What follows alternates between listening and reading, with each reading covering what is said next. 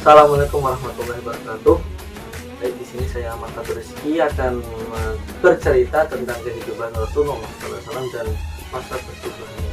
Banyak di sini saya akan membahas tentang kelahiran beliau sampai nanti beliau diasuh oleh kakeknya yaitu Abdul Muthalib. Siapa sih yang nggak kenal dengan Nabi Muhammad SAW? Beliau sosok manusia yang sempurna, makhluk yang paling sempurna diciptakan oleh Allah Subhanahu wa Ta'ala. Beliau lahir pada hari Senin, tanggal 12 Rabiul Awal tahun Gajah, atau bertepatan dengan 20 April 571 Masehi. Di sini kelahiran beliau dipenuhi dengan beberapa kejadian, mana pada masa itu terjadi penyerangan Ka'bah oleh Raja Abraha dan pasukan gajahnya. Nabi Muhammad SAW lahir pada saat itu beliau terlahir sebagai anak yatim karena ayah beliau Sayyid Abdullah telah meninggal dunia saat beliau berusia 2 bulan, dimana beliau belum sempat bertemu dengan ayahnya, tapi beliau sudah ditinggal oleh ayahnya Sayyid Abdullah. Di sini Nabi Muhammad setelah lahir, ibunya Sayyidatina Aminah langsung membawa beliau kepada kakeknya yaitu Abdul Muthalib. Kemudian sampainya di sana, kakeknya langsung membawa beliau ke dalam Ka'bah dan beliau bersyukur kepada Allah Subhanahu wa Ta'ala, seraya beliau mewujudkan rasa syukurnya. Kemudian anak dari Aminah ini diberi nama Muhammad, yang mana nama ini asing ataupun masih baru di telinga masyarakat Arab. Muhammad sendiri memiliki arti orang yang dipuji. Maka sudah terang tentu Nabi Muhammad namanya dipuji karena beliau manusia yang paling mulia yang nanti akan menyempurnakan atau memiliki misi besar yang akan diberikan Allah kepada beliau, sehingga beliau sudah disiapkan dari awal menjadi manusia yang hebat.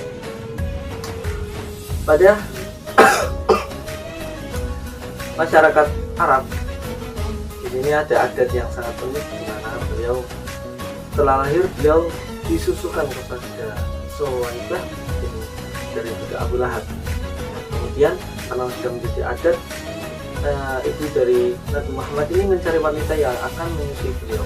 Ketemulah di saat beliau bertemu dengan wanita yang akan menyusukan beliau yaitu Halimah, kita kenal dengan Halimah Sa'diyah.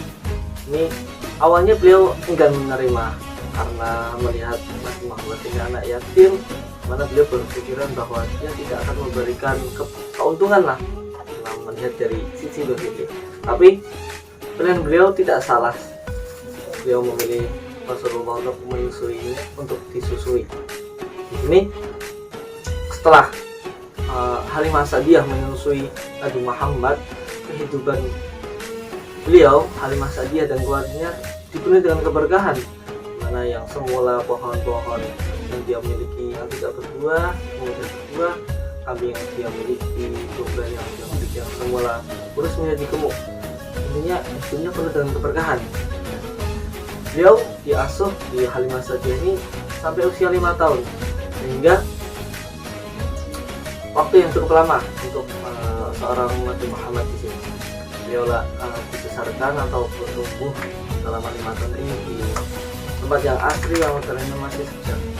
Di sini tepat pada usia 5 tahun ada peristiwa yang namanya Saukus Sadar, mana di sini peristiwanya yaitu Nabi Muhammad ketika bermain dengan teman-temannya, dengan teman sepermainan dan dari anak Halimah, beliau tiba-tiba didatangi oleh kedua malaikat yang menunjukkan beliau dan membelah dada beliau.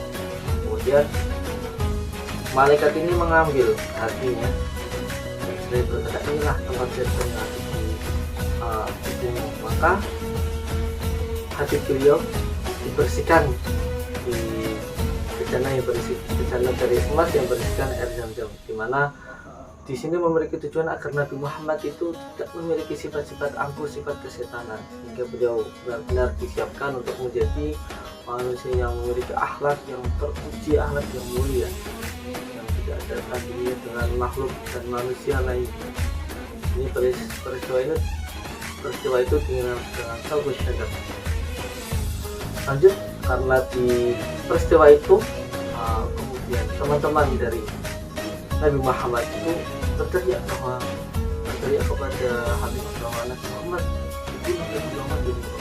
Kemudian ketika diberi, beliau nampak wajah begitu pucat.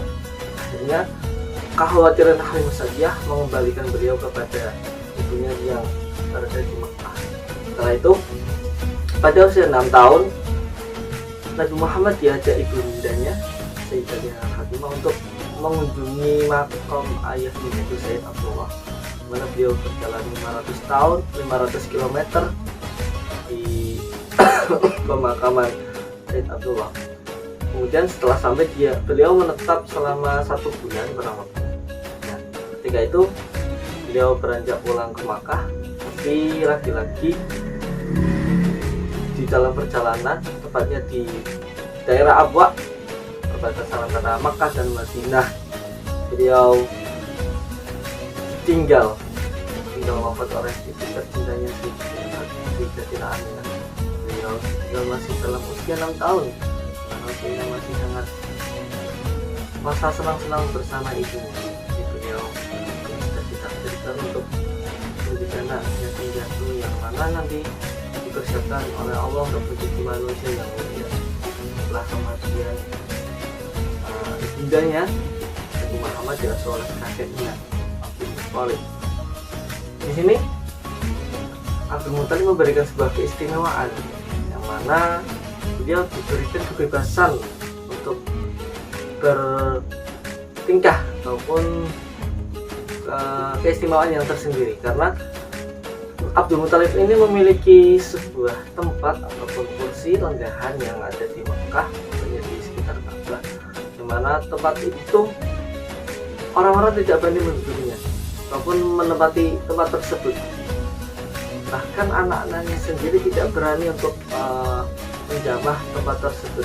Tapi Nabi Muhammad SAW yaitu masih usia kecil, beliau bermain-main di tempat dari Abdul Muthalib. Terkadang orang-orang yang melihatnya merasa agak marah dan sekali-kali menarik beliau, tapi Abdul Muthalib melarang orang-orang tersebut mengganggu keasikan Nabi Muhammad SAW.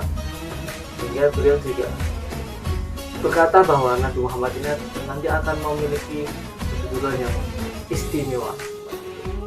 Setelah selama 8 tahun, masuk ke usia 8 tahun bersama kakeknya Abdul Muthalib, beliau wafat. Beliau meninggalkan Nabi Muhammad SAW di usia yang masih belia 8 tahun. Setelah itu,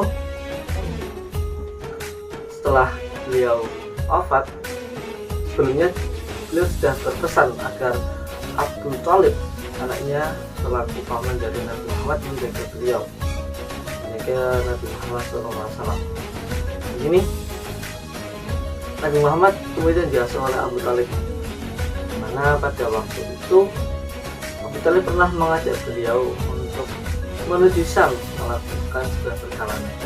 Di tengah-tengah perjalanan beliau bertemu dengan pendeta Buhairah, yang mana pendeta Buhairah ini melihat tanda-tanda kenabian. Setelah itu juga mendengar dari cerita Abu Thalib yang menceritakan tentang sifat-sifat beliau, keistimewaan beliau, dan juga ada meriwayatkan bahwa selama perjalanan Nabi Muhammad SAW menuju Syam itu ada awan yang selalu melindungi beliau dari terik matahari. Mana ini menjadi sudah tertulis dalam kitab yang dimiliki oleh pendeta Bukhara ini, karena melihat tanda-tanda kenabian itu, yang mana Nabi Muhammad itu akan menjadi manusia yang menjadi nabi terakhir. Maka kekhawatiran pendeta itu menyuruh Abu Thalib untuk berputar balik atau pulang, membawa Nabi Muhammad SAW kembali ke Makkah. Karena kekhawatiran beliau nantinya di sana orang-orang Yahudi akan menyelakai Nabi Muhammad SAW. Setelah itu Nabi Muhammad SAW berusia 25 tahun. Nah, di sini awal maupun kisah di mana Nabi Muhammad SAW menemukan pasangannya. Yang pertama yaitu Sayyidatina Khadijah. Sayyidatina Khadijah sebagai wanita yang terhormat, wanita kaya raya, ini terkagum dengan Nabi Muhammad SAW. Dan awal ketika beliau akan melakukan atau bekerja dengan Sayyidatina Khadijah, beliau berdagang, mengambil dari barang dagangan yang dimiliki oleh Khadijah. Di sini ada keistimewaan bahwa barang dagangan yang dibawa Nabi Muhammad SAW tidak pernah diberikan oleh orang lain yang bekerja kepada Sayyidatina Khadijah. Nah, di waktu berdagang, Sayyidatina Khadijah juga menyuruh budaknya yaitu Maisarah untuk menemani beliau Nabi Muhammad SAW melakukan perdagangan. Di sini Maisarah selaku budak yang mendampinginya itu sangat terkagum dengan sikap beliau, tata cara beliau dalam berdagang, sehingga setelah pulang dari perdagangan hasil yang dibawa beliau sangat melimpah sehingga membuat Sayyidatina Khadijah terkagum kepada Nabi Muhammad SAW. Dari sini Sayyidatina Khadijah mulai ada rasa untuk menentukan bahwa beliau ingin menikah dengan Nabi Muhammad SAW. Kemudian hal ini tersampaikan oleh sahabat yang nantinya yang kemudian disampaikan kepada Nabi Muhammad SAW agar melamar beliau dan menikahi Sayyidatina Khadijah.